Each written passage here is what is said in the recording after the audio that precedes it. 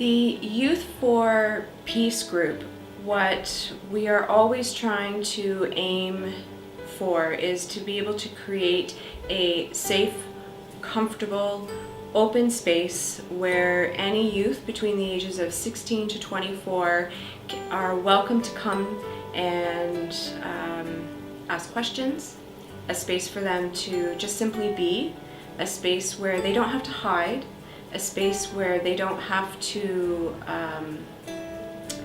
feel nervous, a space where they can just live and be and meet other youth. And we really try to help to facilitate, to create a space, but what's meaningful for them.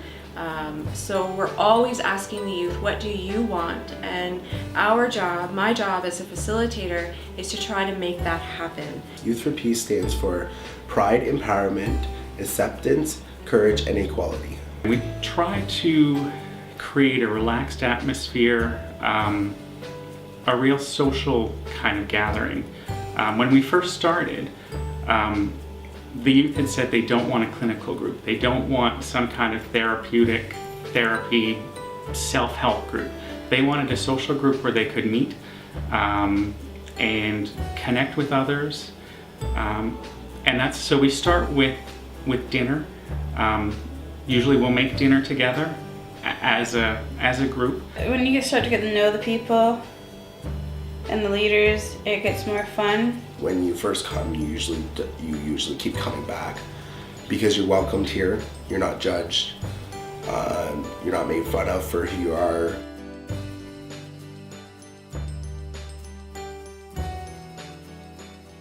It's important to have somewhere where we can go to feel accepted and have people that are like us and understand what we're going through.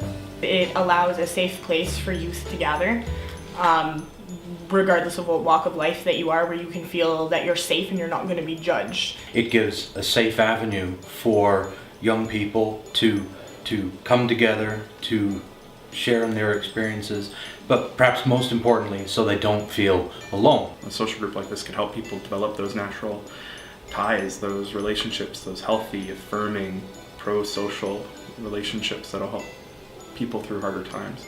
One of the things that we had heard from the youth is that there was a lack of supports, positive supports for them where they could come and be themselves, a safe space where they didn't feel judged. You're not told in high school, hey, you're gay, why don't you go to this group?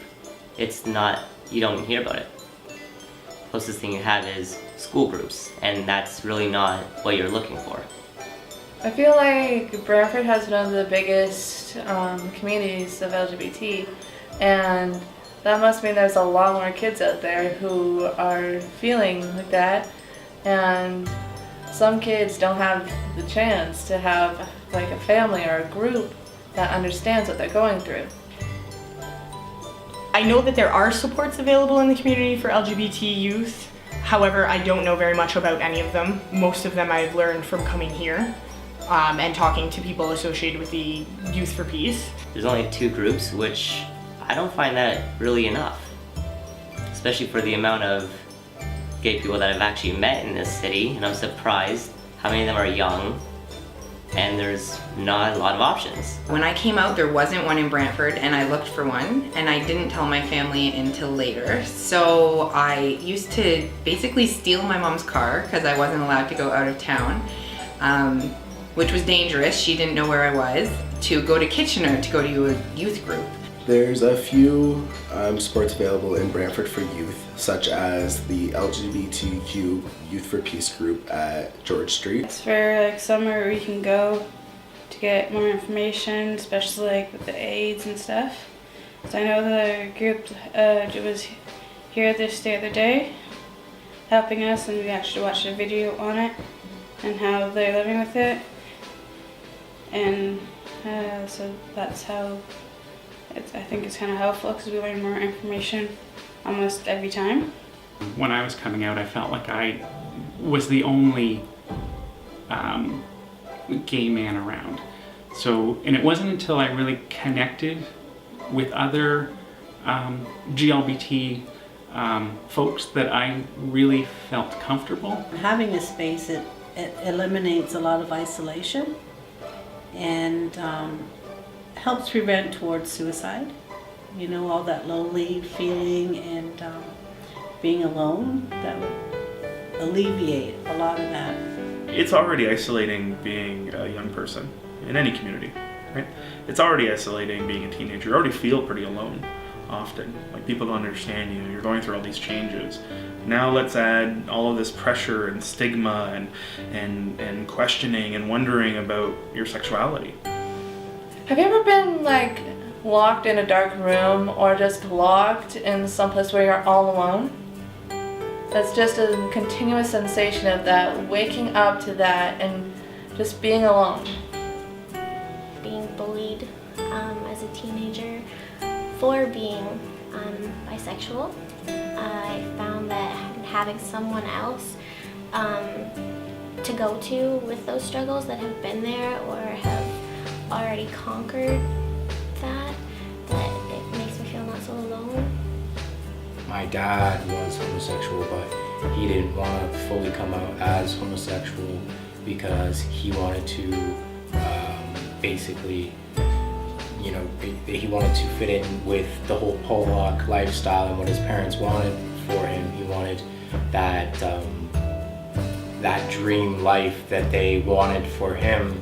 So he pretended to be straight and went through a 15-year marriage, and then it ended up collapsing because he couldn't, you know, he couldn't hide it anymore, and then it just basically took over, and then it created for a very unstable situation. And had there been somewhere for him to go, or had he gone somewhere and talked to someone back then, you know, if it were available to him back when he was a kid struggling with it, he would have been able to make the right decisions instead of trying to hide it and trying to hide from it. If you're bottling up all of what you feel and you're just not comfortable not being who you are in front of people that don't accept you, you could come and you could kind of vent about what's happening. A lot of people in this town aren't well off, don't have the extra money to pay to go somewhere and hang out, like bowling or a movie. So having something that's free that they can go and do, that's something to do where they don't have to think of it and aren't sitting there going, oh, I'm bored.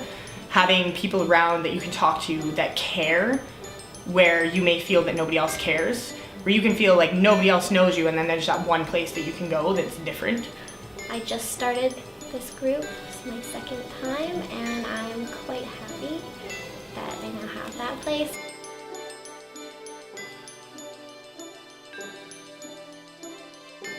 Stay strong. Don't let the homophobic people bring you down, because they're not the ones who get anything from it in the end.